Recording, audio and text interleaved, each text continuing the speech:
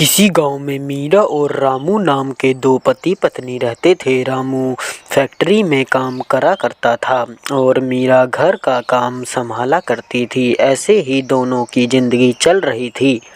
एक दिन अचानक से ही रामू परेशान होकर घर आता है। रामू को परेशान देखकर मीरा रामू से पूछती है कि क्या परेशानी है। मीरा, मेरी नौकरी चली गई है। अब मुझे फैक्ट्री से निकाल दिया गया है। अब हमारा घर कैसे चलेगा? अभी कल मैं काम ढूंढने के लिए निकलूंगा। हम आप कल चले जाना जरूर, कोई ना कोई काम मिल ही जाएगा।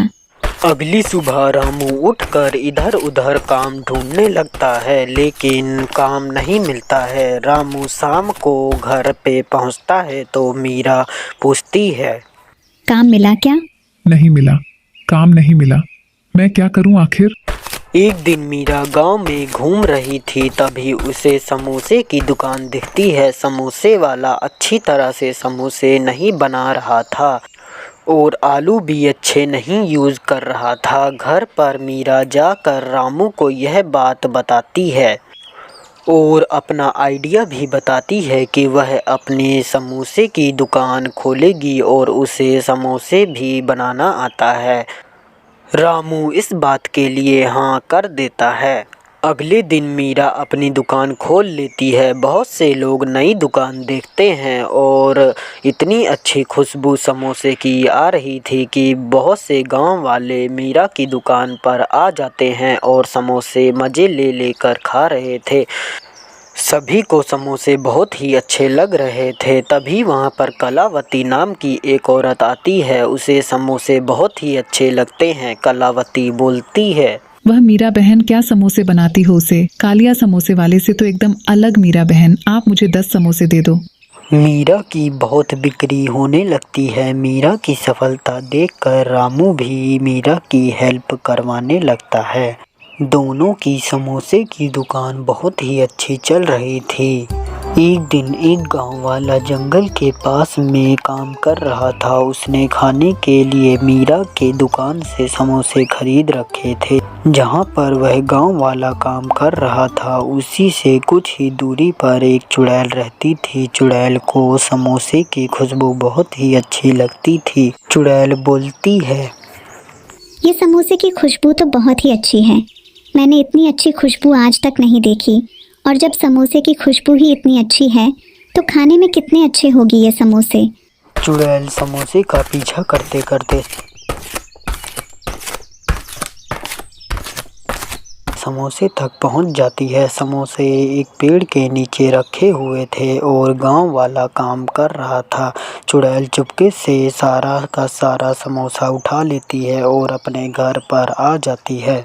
चुड़ैल एक एक करके समोसे खाती है और बोलती है, वह क्या समोसे हैं, ऐसा लगता है इसके जैसा कोई समोसा नहीं है। मैंने इतने सारे समोसे खाए, लेकिन इसके जैसा कोई भी नहीं खाया। मेरा तो पेट भी नहीं भरा और ना ही मन भी भरा है। मैं फिर से वहीं जाती हूँ जहाँ पर वह गांव वाला काम कर रहा है। चुड़ैल वहीं जाती है, लेकिन वहाँ पर गांव वाला नहीं था। चुड़ैल फिर गांव में जाने की सोचती है, लेकिन उसे देख लेगा कोई तो इस डर जाएगा और तांत्रिक को बुलाकर उसे बंदी कर देगा। इसीलिए चुड़ैल अपना रूप बदल लेती है और गांव में जाती है। गांव में चुड़ैल इधर उधर उसी समोसे को ढूंढ रही थी। तभी उसे एक कल्लू समोसे वाला दिखता है। चुड़ैल उस कल्लू समोसे पर जाती है। चुड़ैल कल्लू समोसे से समोसे मांगती है। चुड़ैल को कल्लू समोसे वाला समोसे खाने के लिए देता है। फिर चुड़ैल समोसा खाने के बाद बोलती है, क्या बकवास समोसे बनाए हैं, इसकी तरह समोसे तो मैं आज तक नहीं खाए। मुझे तो बिल्कुल भी मज़ा नहीं आया, को पकड़ो अपने पैसे।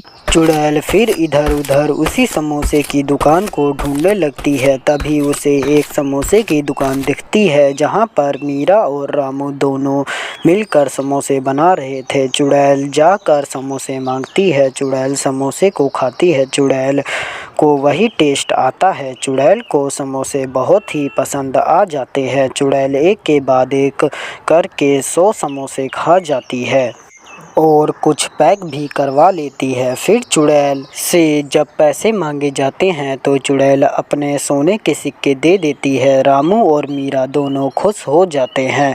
अब ऐसे ही चुड़ैल हर हफ्ते में 3 या 2 बार आ जाती थी समोसे खाने के लिए। धीरे धीरे रामू और मीरा समोसे खाने वाली चुड़ैल से एक बार की बात है, चंदनपुर एक गांव था।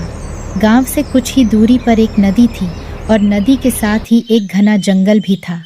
जंगल के अंदर चुड़ैल रहा करती थी, लेकिन चुड़ैल कभी भी जंगल से बाहर नहीं निकाल पाती थी, क्योंकि गांव वालों ने तांत्रिक की मदद से एक जादू घेरा बनवाया था, जिसकी वजह से चुड़ैल बाहर नहीं आ सकती थी।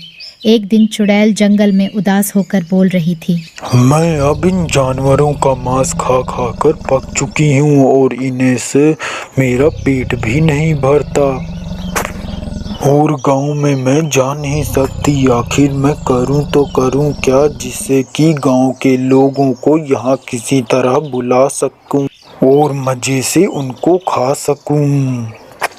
हाँ, क्यों ना मैं गांव के पास में एक बहुत बड़ा चॉकलेट का खेत बनाऊं, जिससे कुछ बच्चे देखकर चले आएंगे और उस खेत में फंस जाएंगे, फिर मैं उन्हें मारकर खा जाऊंगी। चुड़ैल ऐसा ही करती है। एक बड़ा सा चॉकलेट का खेत बनती है और उसमें बहुत सारी चॉकलेट लगा देती है और फिर जाकर पेड़ के पीछे छिप जाती है। कुछ बच्चे खेल रहे थे, तभी मिंटू को चॉकलेट का खेत दिखता है।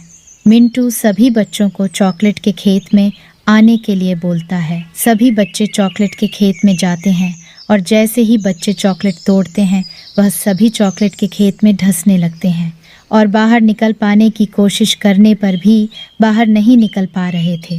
तभी अचानक से चुड़ैल वहाँ पर प्रकट हो जाती है और एक एक करके सभी बच्चों को मार कर खा जाती है। गांव में चिंटू की माँ चिंटू को इधर उधर ढूंढ रही थी और बच्चों की माँ भी बच्चों को इधर उधर ढूंढ रही थी। इसी तरह गांव से हर रोज़ कोई ना कोई बच्चा गायब हो जाता था। गांव में सभी लोग इस बात से परेशान थे। अब कोई भी अपने बच्चों को बाहर खेलने नहीं भेजा करता था। एक दिन कुछ गांव वाले इस बारे में बात कर रहे थे कि आखिर बच्चे जा कहाँ रहे हैं। हरिया बोलता है, भाइयों, मुझे तो इसके पीछे किसी भूत या चुड़ैल का हाथ लगता है। हाँ हाँ भैया, सही कह रहे हो तुम। मुझे भी ऐसा ही लगता है, नहीं तो इतने सारे बच्चे कैसे गायब हो जाएंगे। देखो भैया, हम तो कहते हैं कि अब हमें पहाड़ी पर जो बाबा रहते हैं उनके पास जाना चाहिए और उन्हें ये सारी प्रॉब्लम बतानी चाहिए। वही हैं जो हमारी ये तकलीफ दूर कर पाएंगे।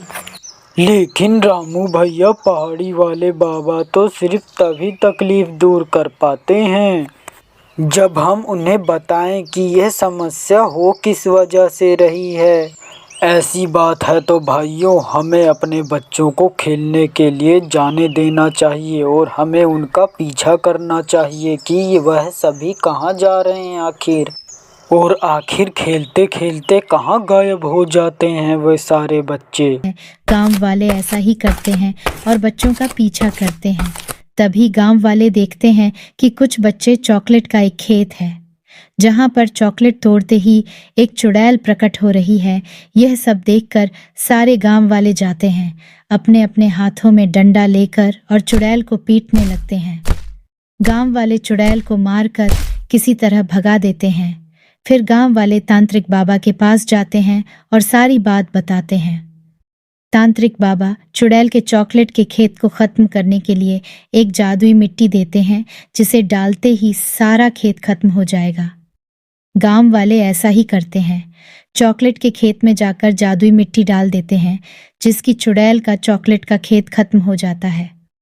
गांव वाले जंगल और गांव के बीच में बड़े बड़े पत्थर रख देते हैं, जिससे कि कोई इंसान और बच्चा जंगल की